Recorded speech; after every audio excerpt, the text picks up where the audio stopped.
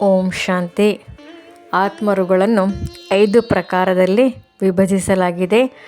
ಆತ್ಮಗಳು ಮಾಡುವ ಪಾಪ ಪುಣ್ಯ ಕರ್ಮಗಳ ಆಧಾರಿತ ಮೇಲೆ ಭಿನ್ನವಾದುದಕ್ಕೋಸ್ಕರ ವಿಂಗಡಣೆ ಮಾಡಿದ್ದಾರೆ. ಅದೇನೆಂದರೆ ಆತ್ಮಗಳ ಸಂಸ್ಕಾರ ಬೇರೆ ಬೇರೆ, ಒಬ್ಬ ವ್ಯಕ್ತಿಯ ಸ್ವಭಾವದಂತೆ ಅವರ ಆಚಾರ ವಿಚಾರ ಬೇರೆಯೇ ಇರುತ್ತದೆ. ಇನ್ನೊಬ್ಬರ ಜೊತೆಯಲ್ಲಿ ಹೋಲಿಕೆ ಮಾಡಲು ಆಗುವುದಿಲ್ಲ. ಒಬ್ಬರಂತೆ ಇನ್ನೊಬ್ಬರು ಇರುವುದಿಲ್ಲ, ವ್ಯತ್ಯಾಸ ಇರುವುದು.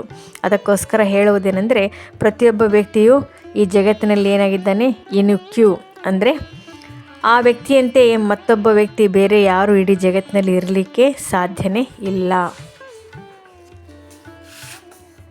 5 ಪ್ರಕಾರ ವರ್ಗಗಳಲ್ಲಿ ಆತ್ಮರನ್ನು ವಿಂಗಡಣೆ ಮಾಡಲಾಗಿದೆ. ಮೊದಲನೇ ವರ್ಗ ದೇವಾತ್ಮರು ಎಂದು.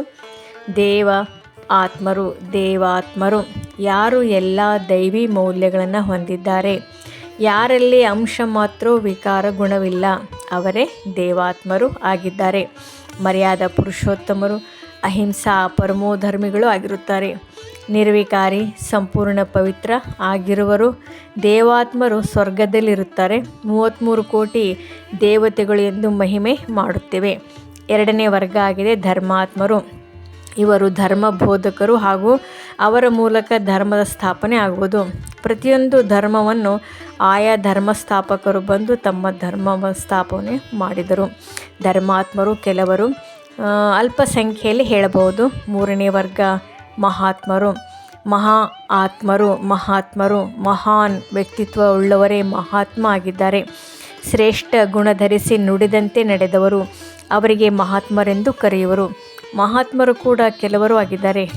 ನಾಲ್ಕನೇ ವರ್ಗ ಪುಣ್ಯಾತ್ಮರು ಎಂದು. ಯಾರು ಒಳ್ಳೆಯ ಕೆಲಸ ಮಾಡುತ್ತಾರೆ ಅಂದರೆ ಪುಣ್ಯಾತ್ಮರೆಂದು ದಾನ ಧರ್ಮ ಭಕ್ತಿ ಇತ್ಯಾದಿ ಅವರು ಜೀವನದ ಉದ್ದೇಶ ಆಗಿರುತ್ತದೆ. ಪುಣ್ಯಾತ್ಮರು ಅನೇಕರು ಇದ್ದಾರೆ.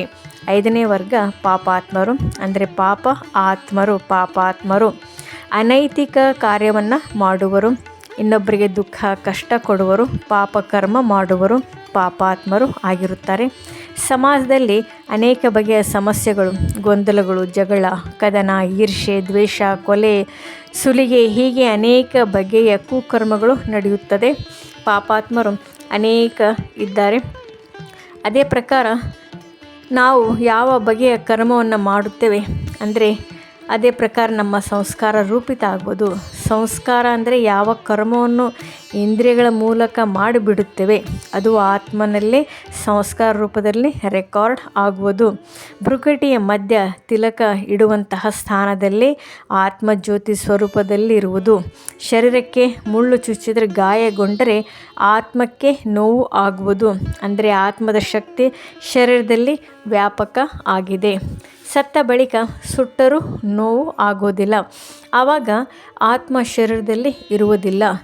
ಆತ್ಮ ದೇಹದಲ್ಲಿ ಇದ್ದಾಗ ಜೀವ ಪ್ರಾಣ ಹೊರಟು ಹೋಯಿತು. ಅದನ್ನು ಶವ ಅಂತ ಕರೀತಾರೆ. ನಮ್ಮ ಸ್ವಭಾವ ಸಂಸ್ಕಾರ ಸೂಕ್ಷ್ಮ ರೀತಿಯಲ್ಲಿ ರಚನೆಯಾಗುವುದು. ಒಂದು ಕರ್ಮ ಮಾಡಬೇಕು ಅಂದರೆ ಮನಸ್ಸಿನಲ್ಲಿ ಆಲೋಚನೆ ಬರುತ್ತದೆ. ಈ ವಿಚಾರ ಬುದ್ಧಿಗೆ ಸಂಕೇತ ರೂಪದಲ್ಲಿ ಹೋಗುತ್ತದೆ. ಮನಸ್ಸು ಬುದ್ಧಿ ಇವು ಸೂಕ್ಷ್ಮ ಶಕ್ತಿಗಳು. ಭೌತಿಕವಾದ ಮೆದುಳು ಅಂದರೆ ಬ್ರೇನ್ಗೆ ಸಂಕೇತ ರೂಪದಲ್ಲಿ ಕಳುಹಿಸುವುದು. ಮೆದುಳು ಮಾಧ್ಯಮದಿಂದ ಕರ್ಮೇಂದ್ರಿಯಗಳು ಕಾರ್ಯನಿರತ ಆಗುತ್ತವೆ. ಮನುಷ್ಯ ಸತ್ತಾಗ ತಾನು ಮಾಡಿದ ಪಾಪ ಪುಣ್ಯದ ಕರ್ಮದ ಪುಂಜಿ ಸಂಸ್ಕಾರ ರೂಪದಲ್ಲಿ ಕೊಂಡೊಯ್ಯುತ್ತಾನೆ. ಮಾನವ ತನ್ನ ನಿಜ ಸ್ವರೂಪದ ಸತ್ಯಜ್ಞಾನವನ್ನು ಸಂಪೂರ್ಣವಾಗಿ ಮರೆತಿದ್ದಾನೆ. ತನ್ನನ್ನು ತಾನು ಶರೀರವೆಂದು ತಿಳಿದು ವಿಕರ್ಮಗಳನ್ನು ಮಾಡುತ್ತಿದ್ದಾನೆ. ಆತ್ಮಜ್ಞಾನವಿಲ್ಲದೆ ದೇಹಾಭಿಮಾನಿ ಆಗಿದ್ದಾನೆ. ಜೀವನದಲ್ಲಿ ತಾನು ಗಳಿಸಿದ ಸಂಪತ್ತು ಅಂದರೆ ಸಂಬಂಧ ತನ್ನ ಸರ್ವಸ್ವ ಎಂದು ನಂಬಿ ತಿಳಿದು ಆತ್ಮಿಕತೆಯಿಂದ ದೂರ ಸರಿದಿದ್ದಾನೆ. ಮನೆ, ಸಂಪತ್ತು, ಸಂಬಂಧ, ಶರೀರ ಎಲ್ಲವೂ ಯಾವುದು ಶಾಶ್ವತ ಅಲ್ಲ. ಆದರೂ ಇವುಗಳನ್ನೇ ನಂಬಿ ಜೀವನ ಮಾಡುತ್ತಿದ್ದಾನೆ. ಅದಕ್ಕೋಸ್ಕರ ಸುಖ ಶಾಂತಿ ಜೀವನ ಗೈಯಲು ಆತ್ಮನ ಜ್ಞಾನ ಅತ್ಯವಶ್ಯಕವಾಗಿ ಬೇಕು.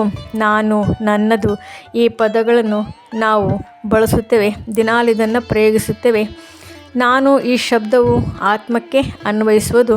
ನನ್ನದು ಆತ್ಮನ ಅಧೀನದಲ್ಲಿರುವ ಶರೀರ ಸಂಬಂಧಗಳು ಸಂಪತ್ತು ವೈಭವ ವಸ್ತುಗಳಿಗೆ ಅನ್ವಯಿಸುವುದು. ಪ್ರತಿದಿನ ನಾವು ಈ ಪದಗಳನ್ನು ಬಳಸುತ್ತೇವೆ. ಓಂ ಶಾಂತಿ.